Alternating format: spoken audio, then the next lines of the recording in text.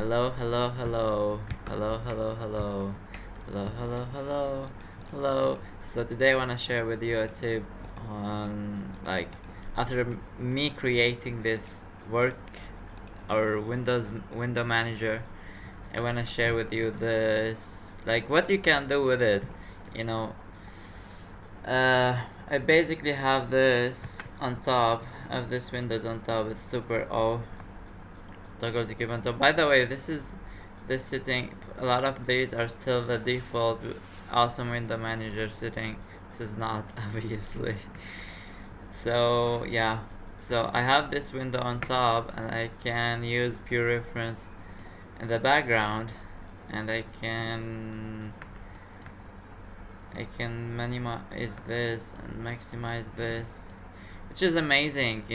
Amazing thing to you can do this system. Yeah, and also what I've done here basically is shift and click in the corner, click, shift and click, shift and click, middle click, shift and click in this corner, alt and click in this corner, control click. What the fuck? Shift and click, shift and click. Yeah, so shift and click, you rip off the window of the blender, and you can have as many of these as you want, and you can have each one in different view. You can have each one with a different, I believe you can have a different setting, rendering setting. Yeah, you can have them in different rendering setting, and you can actually, yeah, you can give them different viewport setting. That's amazing, actually.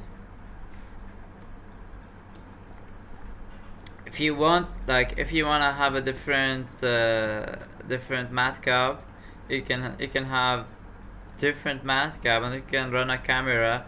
You can have both view running, viewing the animated camera to see what is going on. And that's just a quick tip. Yeah, thank you for watching, and see you in the next video.